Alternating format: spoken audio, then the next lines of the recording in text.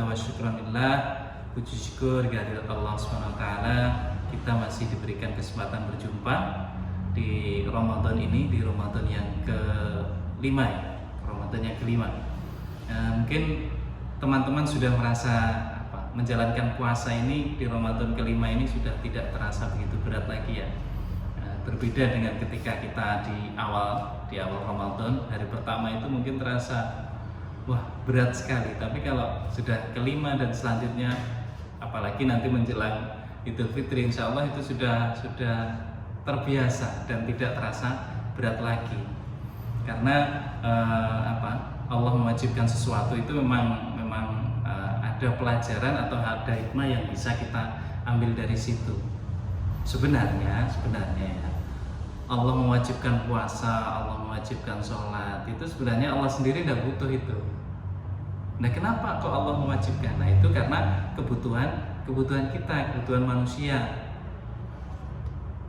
manusia yang salah satu manfaatnya atau hikmahnya di situ, dari berpuasa, dari sholat, manusia itu akan bisa merasa, akan menemukan sebuah kepuasan hati, akan menemukan sebuah kepuasan hati yang itu akhirnya bisa membawa bahagia kepada orang tersebut. Jadi hikmahnya di situ, dan salah satunya lagi itu bisa menjadi jalan bagi seseorang tersebut untuk menjadi kontrol bagi dirinya. Seperti di Ramadan ini, di Ramadan tentunya selain kita menahan diri dari lapar, dahaga, tentunya juga menahan hal-hal lain yang itu bisa mengurangi atau bahkan bisa menghilangkan dari pahala puasa tersebut. Nah, bahkan ada yang sering disampaikan oleh para mubalik dan lain sebagainya, itu di Ramadan itu atau tidurnya orang yang sedang berpuasa itu adalah ibadah, bahkan sampai berlebihan seperti itu.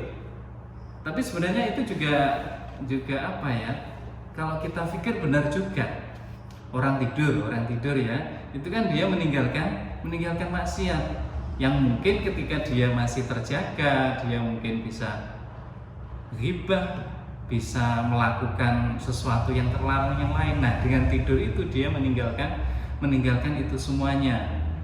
Dan biar tidurnya bernilai, yaitu diniatkan itu sebagai satu wujud kesyukuran Allah masih memberikan nikmat, kita bisa menikmati tidur itu. Kemudian bisa diniatkan untuk agar malamnya, di malam nanti, di malam hari itu bisa melaksanakan ibadah wajib maupun ibadah sunnah. Nah, jadi seperti itu. Kemudian di Ramadan ini, di setiap Ramadan itu kita tentunya bisa mengambil pelajaran ya. Sederhana saja, misalkan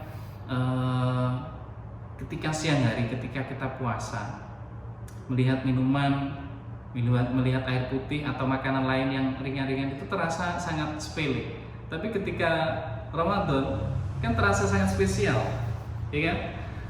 Misalkan ketika siang hari aktivitas kita penuh, pas bulan Ramadan kita berpuasa, aktivitas kita banyak mengeluarkan mungkin tenaga dan lain sebagainya, menguras tenaga. Melihat air putih, wah, terbayang bagaimana segarnya. Nah, ketika iftar tiba, wah, perasaan bahagia itu sangat luar biasa. Nah, ternyata seperti itu.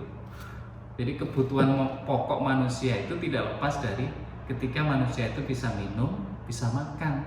Nah, jadi seperti itu, sederhana saja. Nah, dari situ akhirnya bisa menimbulkan sebuah kesyukuran. Apalagi kesyukuran itu bisa berimbas kepada perbuatan yang baik yang lainnya. Contohnya misalkan ketika kita puasa, kita bisa merasakan bagaimana laparnya atau bagaimana rasanya orang yang kekurangan makanan. Nah, itu kita bisa merasakan itu. Nah, akhirnya kita bisa dari berpuasa Ramadan itu kita akhirnya mau membantu, mau memberikan, berbagi dengan orang-orang yang mungkin kekurangan. Nah, disitulah ada hikmah tersendiri. Nah, dari situ, dari kita memberi itu kan ada kepuasan sendiri. Nah, itu adalah salah satu hikmah yang bisa kita petik dari setiap Ramadan yang diberikan Allah kepada kita semuanya.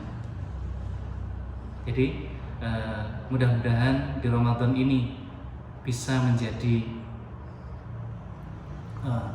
jalan kebaikan buat kita semuanya, dan di Ramadan ini kita bisa diberikan Allah kekuatan untuk bisa menjalaninya dengan baik dan bisa menjadi jalan ketakwaan buat kita semuanya. Akhiran, Assalamualaikum warahmatullahi wabarakatuh.